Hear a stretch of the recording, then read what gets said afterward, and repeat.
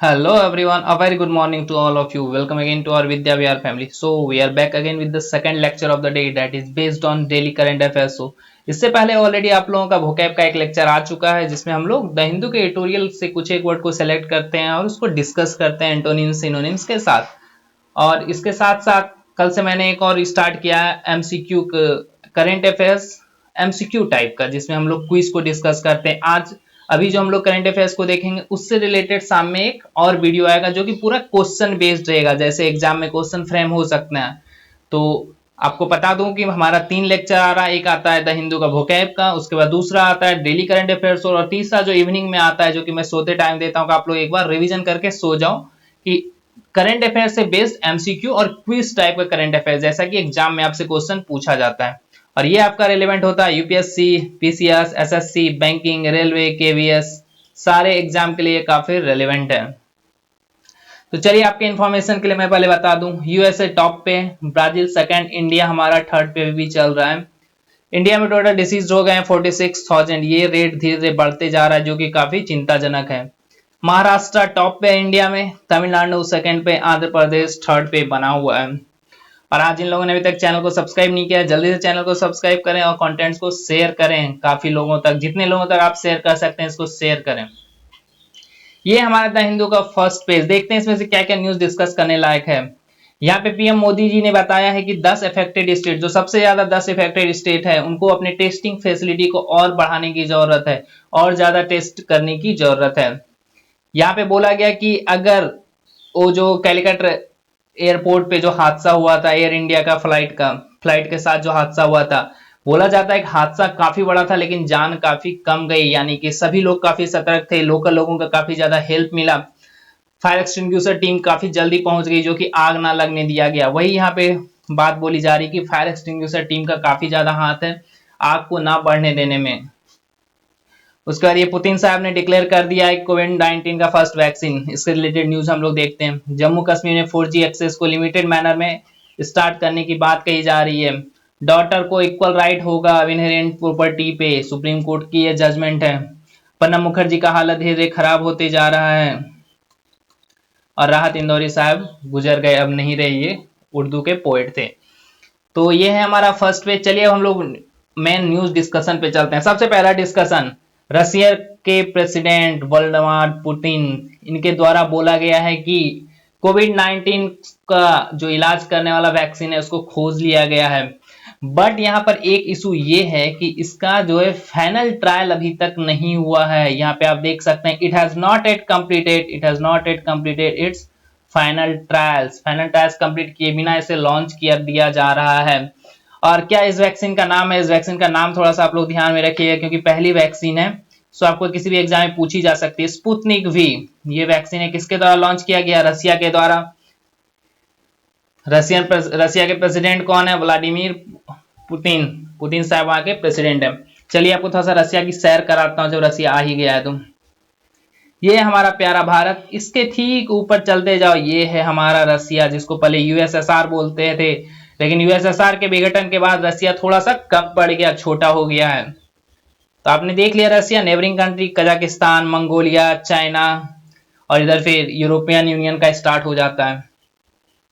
चलिए लेक्चर की ओर वापस आते हैं हम लोग, फिर से चलते हैं हमारे नेक्स्ट लेक्चर की ओर। राहत इंदौरी साहब पास्ड अवे, ये न्यूज में आगे डिस्कस करने वाला हूं थोड़ा सा ज्यादा डिटेल्स में। हाँ, यहाँ पे है कि ये एक इंपॉर्टेंट क्वेश्चन आपसे बन सकता है कि आपको पता होना चाहिए कि कुछ दिन पहले गवर्नमेंट के द्वारा बोला गया कि प्लाज्मा थेरेपी जो है कोविड 19 को टैकल करने में थोड़ा सा यूजफुल साबित हो रहा है। ये प्लाज्मा थेरेपी क्या होता है, मान लिया जाए आपको कोरोना हुआ, आप कोविड 19 पॉजिटिव पाए गए, आपका इलाज हुआ, आपने कोविड को हरा के आप सक्सेसफुली उससे निकल गए, तो आपके ब्लड सेल से ब्लड प्लाज्मा को निकाला जाएगा और जो भी इन्फेक्टेड लोग हैं उनके ब्लड में डाला जाएगा। इसका मतलब ये होता है कि आपके ब्लड ने उस चीज को जिसकी डिफिशियंसी से कोविड हो रहा था उससे लड़ने की ताकत को जनरेट कर लिया है आपके ब्लड प्लाज्मा ने, और वही प्लाज्मा फिर मुझे इन्फेक्टेड पर्सन के अंदर डाला जाएगा जो कि उसके अंदर भी उससे लड़ने की कैपेसिटी को जनरेट किया जाएगा। यही होता है हमारा प्लाज्मा का मेन थेरेपी का इशू, ऐसे ही चलता है इसका मेन प्रोसीजर। तो प्लाज्मा हॉस्पिटल लॉन्च किया गया दिल्ली गवर्नमेंट के द्वारा, जो कि 2 हॉस्पिटल है, आईएलबीएस एंड लोकनायक हॉस्पिटल्स। ये 2 हॉस्पिटल है जो कि दिल्ली गवर्नमेंट के द्वारा बोला गया है कि प्लाज्मा बैंक है यहाँ पे। सबसे पहले प्लाज्मा बैंक स्टार्ट किया गया था 2 जुलाई को, वो भी दिल्ली गवर्नमेंट के द्वारा ही किया गया था। और दूसरा भी दिल्ली गवर्नमेंट के द्वारा ही किया गया जो कि लोकनायक हॉस्पिटल है। पहला था हमारा ILBS हॉस्पिटल। ये 2 क्वेश्चन इंपॉर्टेंट हो सकता है क्योंकि ये पहला और सेकंड दूसरा प्लाज्मा बैंक है इंडिया में, दोनों जो है दिल्ली में एस्टेब्लिश्ड है।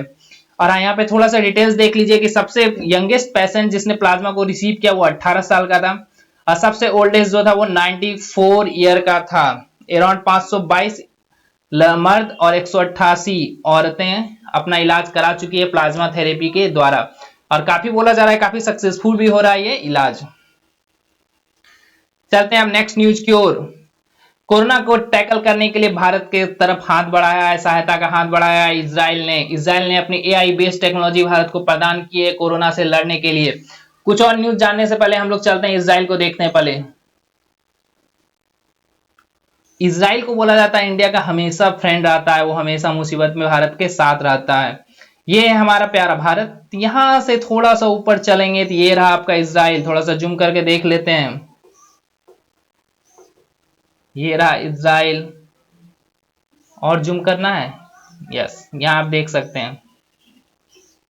ये रहा इजराइल, जॉर्डन इसकी नेबरिंग कंट्री, इधर लेबनान, सीरिया, कायरो, ये सब इसकी नेबरिंग कंट्री है। यहां से देख सकते हैं इजराइल आप कहां पर है। हमेशा जब भी कोई कंट्री आप लोग मैप में देखिए ना उसको भारत के कंपेयर में देखिए। ये रहा हमारा प्यारा भारत, और उसके कंपेयर में हम लोग यहां से देख सकते हैं। चलिए अपने लेक्चर की ओर वापस चलते हैं।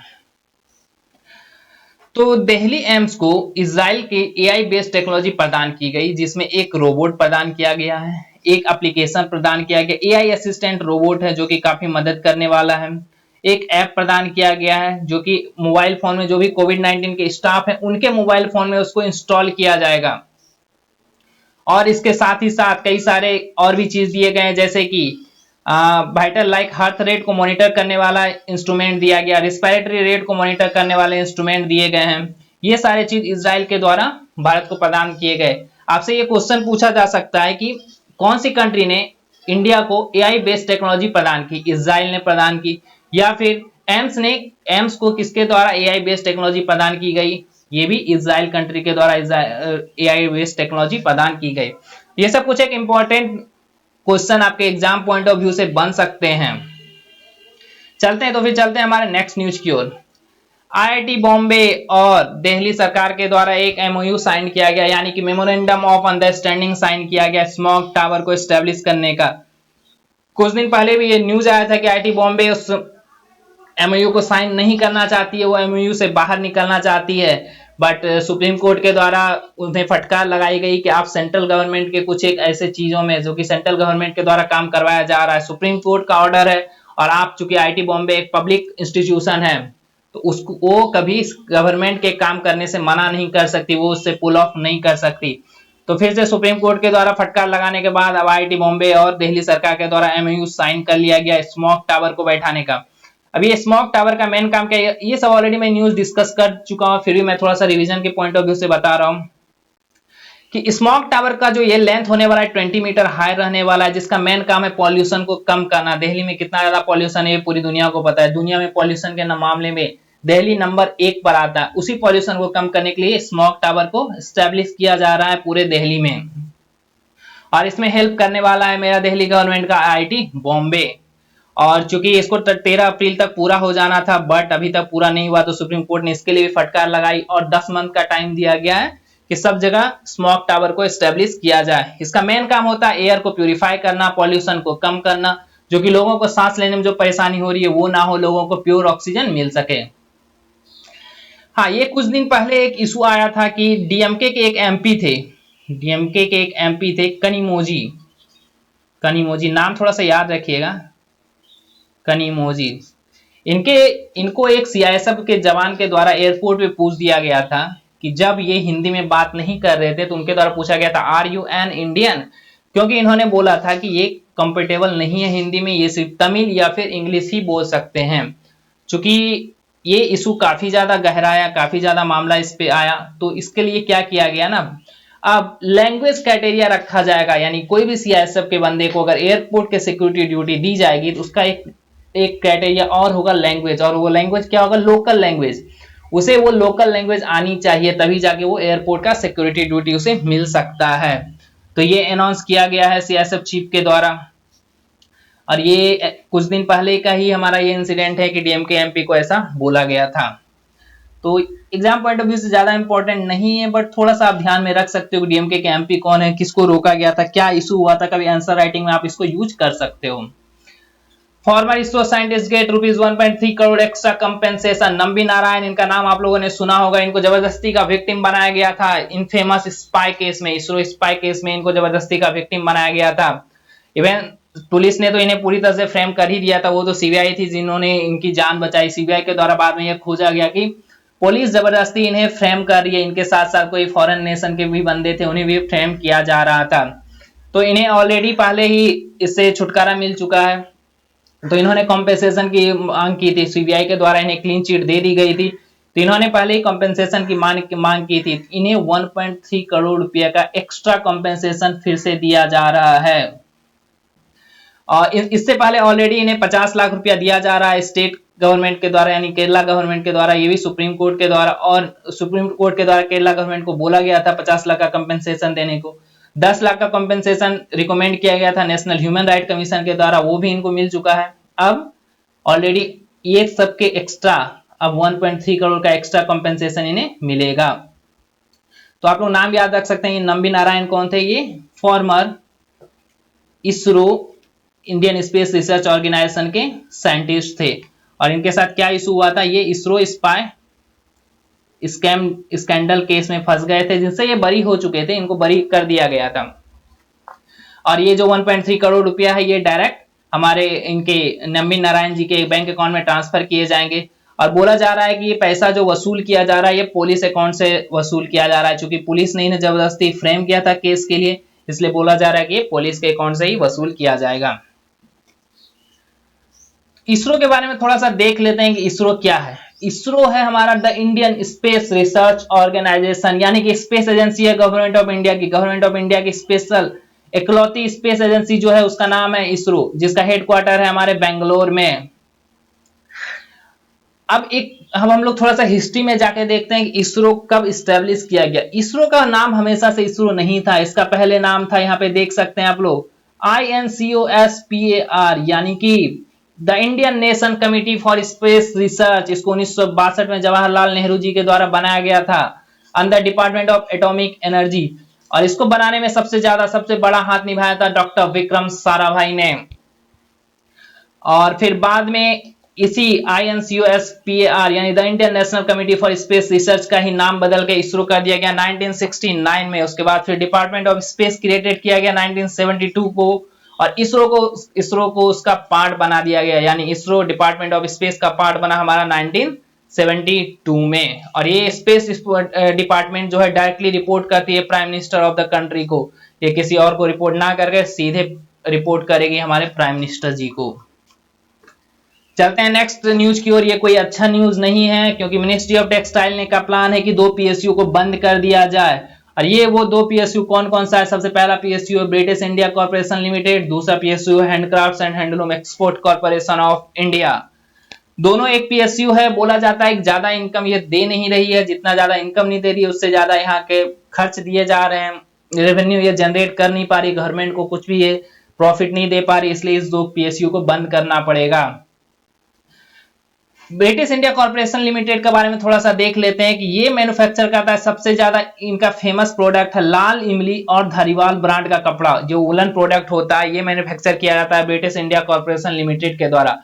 इसको एस्टेब्लिश किया गया था 1920 में ही सर अलेक्जेंडर मैक रॉबर्ट के द्वारा as a public limited company, और 1981 में इसको नेशनलाइज्ड किया गया और भारत सरकार के द्वारा इसको अंदर में ले लिया गया। बट 1981 में भारत नेशनलाइज करने के बाद ही 1989 तक इसने एक भी रुपये प्रॉफिट जनरेट नहीं किया, और अभी फिलहाल ये मिनिस्ट्री ऑफ टेक्सटाइल के अंदर आता है। दूसरा हमारा PSU जो है handicrafts and handloom export corporation of India. या नाम से आप देख सकते हैं एक्सपोर्ट, यानी इसका जो मेन काम होगा अंडरटेक एक्सपोर्ट को, यानी कि निर्यात का मेन काम इसके अंदर होगा, चाहे वो हैंडीक्राफ्ट्स हो, हैंडलूम प्रोडक्ट्स हो, खादी एंड प्रोडक्ट्स हो, विलेज इंडस्ट्रीज हो, इन सब के एक्सपोर्ट का मेन काम इसे सौंपा गया है, जिसका एस्टेब्लिशमेंट किया गया था 1958 में। तो ये आप लोग ध्यान रख सकते हैं कौन से दो पीएसयू को क्लोज करने की बात की जा रही है, और ये दोनों पीएसयू किस मिनिस्ट्री के अंदर आती है, मिनिस्ट्री ऑफ टेक्सटाइल के अंदर आती है। हाँ, ये मैंने न्यूज था जो कि फर्स्ट पेज पे ही मैंने बोला था। Imminent Urdu poet Rahat Indori was succumb to COVID related complication. ये पहले कोविड पॉजिटिव पाए गए, उसके बाद इन्होंने अपनी जान गंवा दी। और इनको बोला जा रहा है कि काफी फेमस एक पोएट थे राहत इंदौरी साहब जी। इनका जन्म हुआ था 1950 में और इनकी मौत हो गई 2020 में। ये कोरोना पता नहीं क्या क्या करेगा, कितने लोगों का जान ये ऑलरेडी ले चुका है। इनके द्वारा कई सारे पोएट्री लिखे गए। बिछड़ के तुझसे किसी दूसरे से मिलना है, ये एक है। थोड़ा सा आप एक बार इस पर ध्यान डाल लीजिए। और एक है रुत मेरे बाद, दो कदर और सही, ये सब भी कुछ न्यूज है। उन्होंने अनु मलिक और महेश भट्ट के साथ भी मिलकर कुछ एक गानों में अपनी आवाज दी थी, जैसे वो गाना है आज हमने दिल का हर किस्सा दिल का हजार बार रोका, ये मर्डर मूवी का कुछ गाना है। ये सब भी आप थोड़ा सा याद रख सकते हैं, इनका क्या क्या प्रोमिनेंट काम था, क्या क्या इनका वर्क था। और हाँ, 2019 लोकसभा में इनका एक फेमस डायलॉग बहुत ज्यादा फेमस हुआ था, किसी के बाप का हिंदुस्तान थोड़ी है। इन्होंने 2019 लोकसभा इलेक्शन के दौरान ये बात कही थी और ये काफी पॉपुलराइज्ड हुआ था। अब ये चलते हैं इनहेरिट प्रॉपर्टी राइट के बारे में। अब सुप्रीम कोर्ट के द्वारा बोल दिया गया है कि daughters have equal right to inherit property. अब सिर्फ बेटों का ही अधिकार नहीं है, बेटियों का भी अधिकार है। अब बड़ा अच्छा लाइन सुप्रीम कोर्ट के द्वारा बोला गया, ए daughter always remains a loving daughter, यानी एक बेटी जो हमेशा से एक प्यारी बेटी रह जाती है। A son is a son until he gets a wife, एक बेटा तभी तक बेटा रहता है जब तक कि उसकी वाइफ नहीं आती है। और ए daughter is a daughter through out her life, और एक बेटी हमेशा पूरी जिंदगी भर के लिए बेटी रहती है। ये काफी अच्छा लाइन बोला गया है कि बेटी हमेशा बेटी रहेगी, लेकिन बेटा तभी तक बेटा रहेगा जब तक कि उसकी वाइफ ना आ जाए। और ये कोई आम इंसान के द्वारा नहीं बोला गया, ये सुप्रीम कोर्ट के जज के द्वारा ऐसा बात बोला गया है। और ये जो इस बार का रूल आया, ये 2015 के डिसीजन को भी बदल दिया गया है। चलिए इसको थोड़ा सा देखते हैं हम लोग डिटेल्स में कि क्या होता है इसका पूरा प्रोसेस। तो इसका जो प्रोसेस होता है, मान लिया जाए आपके अंदर प्रॉपर्टी है, ठीक है, आप ए हो, आप अपना प्रॉपर्टी दो तरीके से दूसरों को दे सकते हो। एक विल साइन करके, और दूसरा अगर आपकी डेथ हो जाए तो आपके सक्सेसर को ये प्रॉपर्टी मिल जाएगी। और वो सक्सेसर में सबसे पहले आता है आपकी वाइफ, उसके बाद आपके डॉटर, उसके बाद आपका सन, ये रहता है। तो 2005 में एक अमेंडमेंट किया गया हमारा। उस अमेंडमेंट के तहत ये बोला गया कि अगर 2005 के बाद पिता की मृत्यु हो गई हो तो उसके प्रॉपर्टी पे बराबर का अधिकार होगा सन एंड डॉटर का। लेकिन सन को जो है थोड़ा सा पहले नहीं, सन और डॉटर का बराबर का अधिकार होगा। जबकि 2005 से पहले क्या था कि अगर 2005 से पहले पिता की मृत्यु हो जाएगी, डॉटर का उस टाइम भी अधिकार होता था, बट सन का काफी ज्यादा होता था, डॉटर का कम होता था। लेकिन इस बार के केस में क्या किया गया कि ये चाहे पिता की मृत्यु 2005 के बाद हुई हो या फिर 2005 के पहले हुई हो, सब जगह सब केस में बराबर बराबर अधिकार होगा बेटे का चाहे बेटियों का, दोनों का बराबर बराबर अधिकार होगा। तो ये हमारे 2015 के डिसीजन को भी ओवर रूल किया गया और इसको रेट्रोस्पेक्टिव इफेक्ट दिया गया, यानी कि डेट के पीछे जाके। पहले इफेक्ट क्या था, 2005 के बाद था, क्योंकि ये अमेंडमेंट किया गया था 2005 में। तो इसलिए बोला गया कि ये द हिंदू सक्सेशन एक्ट 2005 में अमेंडमेंट किया गया था, इसलिए पहले बोला गया था कि 2005 के बाद ऐसा रूल होगा। बट अब ऐसा कर दिया गया कि 2005 के पहले भी अगर किसी के पापा का डेथ हो चुका है, किसी के फादर का डेथ हो चुका है, तो उसके प्रॉपर्टी पे बेटियों का समान अधिकार है। हाँ, नरेंद्र सिंह तोमर जी के द्वारा लॉन्च किया गया आईसीएआर का डेटा रिकवरी सेंटर कृषि में। सबसे पहले आईसीएआर क्या है वो देख लेते हैं हम लोग। आईसीएआर को बोला जाता है Indian council of agriculture research. ये एक ऑटोनोमस बॉडी है जो कि agriculture education and research in India, ये इकलौती बॉडी है इंडिया में जो कि एग्रीकल्चर एजुकेशन को बढ़ावा देती है, रिसर्च को बढ़ावा देती है, और ये ऑटोनोमस बॉडी है जो कि department of agriculture research and education, ministry of agriculture के अंदर आती है। यानी कि आईसीएआर किसके अंदर आती है, ये आती है हमारे मिनिस्ट्री ऑफ एग्रीकल्चर के अंदर, मिनिस्ट्री ऑफ एग्रीकल्चर के अंदर ये आती है। और the union minister of agriculture जो है, यानी कि जिनके अंदर में एग्रीकल्चर मिनिस्ट्री रहेगी, वो इसके प्रेसिडेंट हमेशा सर्व करेंगे। तो ये मैंने बता दिया है आईसीएआर के बारे में। अब चलिए देखते हैं न्यूज क्या है। तो आईसीएआर का न्यू डेटा रिकवरी सेंटर, जिसको कृषि मेघ बोला जाता है, वो स्टेब्लिश किया गया हमारे नार्म में, यानी कि national academy of agriculture research management. NAARM कहाँ है? हैदराबाद में है। यानी कि अब नेशनल आईसीएआर का न्यू डेटा रिकवरी सेंटर कहाँ है? मेरा हैदराबाद बेस्ड है, और वो मेरा national academy of agriculture research management में है। इससे पहले कहाँ था ये? इससे पहले तो कहीं न कहीं डेटा रिकवरी सेंटर होगा ही ना। तो इससे पहले जो था डेटा रिकवरी सेंटर था वो Indian agriculture statics research institute में था। The Indian agriculture statics research institute, जो कि नेशनल कैपिटल में स्टैब्लिश है। ये इससे पहले डेटा सेंटर वहां था, बट अब जो है नया हैदराबाद में मेरा शिफ्ट हो चुका है। तो ये एग्जाम पॉइंट ऑफ व्यू से थोड़ा सा ध्यान रखिएगा कि कृषि मेघ जो है वो क्या है। सबसे पहला डेटा रिकवरी सेंटर है। किसका डेटा रिकवरी सेंटर है? तो ये Indian council of agriculture research का डेटा रिकवरी सेंटर। ये कहाँ स्टेब्लिश किया गया? ये हैदराबाद में स्टेब्लिश किया गया। इससे पहले कहाँ था? इससे पहले था हमारा नेशनल कैपिटल में, जिसको बोलते हैं IASRI, Indian agriculture static research institute में। चलते हैं अब नेक्स्ट न्यूज की ओर। ट्राइबल अफेयर मिनिस्टर जी के द्वारा 9 ट्राइबल फ्रीडम फाइटर का म्यूजियम स्टैब्लिश किया गया। सबसे पहले देखते हैं ट्राइबल अफेयर मिनिस्ट्री किसके अंदर में है? अर्जुन मुंडा जी के अंदर में है। ये अर्जुन मुंडा जी के अंदर में ये ट्राइबल अफेयर मिनिस्ट्री है। उनके द्वारा 9 ट्राइबल फ्रीडम फाइटर का म्यूजियम स्टैब्लिश किया गया, और बोला गया कि एंड ऑफ 2022 तक सारे म्यूजियम को इफेक्ट में ला दिया जाएगा। ये क्वेश्चन थोड़ा सा इंपॉर्टेंट हो सकता है आपके पॉइंट ऑफ व्यू से, एग्जाम पॉइंट ऑफ व्यू से। इसको थोड़ा सा आप लोग ध्यान दीजिएगा कि कहां पे मेरा ट्राइबल फ्रीडम फाइटर म्यूजियम किसके द्वारा एस्टेब्लिश किया गया। सबसे पहला क्वेश्चन, ट्राइबल अफेयर मिनिस्टर कौन है? दूसरा क्वेश्चन, तीसरा क्वेश्चन, इसको कब तक इफेक्ट में लाने की बात कही जा रही है? तो इसे 2022 तक इफेक्ट में लाने की बात कही जा रही है। अर्जुन मुंडा करंट मेरे ट्राइबल अफेयर मिनिस्टर हैं। चलते हैं अब नेक्स्ट न्यूज की ओर। मिनिस्ट्री ऑफ कॉर्पोरेट अफेयर के द्वारा रिलीज किया गया BRR रिपोर्ट, और ये BRR क्या है? Committee on business responsibility reporting. यानी कि BRR रिपोर्ट किसके द्वारा रिलीज किया जाता है? हर साल मिनिस्ट्री ऑफ कॉर्पोरेट अफेयर्स के द्वारा रिलीज किया जाता है। और ये रिपोर्ट से रिलेटेड क्वेश्चन काफी इंपॉर्टेंट हो सकता है किसी भी एग्जाम में, क्योंकि पूछा जा सकता है BRR को रिलीज कौन करती है, या फिर मिनिस्ट्री ऑफ कॉर्पोरेट अफेयर के द्वारा कौन कौन सा रिपोर्ट को रिलीज किया जाता है। यहां पर एक और न्यूज है कि अटल इनोवेशन मिशन और डेल टेक्नोलॉजी ने मिलकर लॉन्च किया है एंटरप्रेन्योरशिप प्रोग्राम 2.0।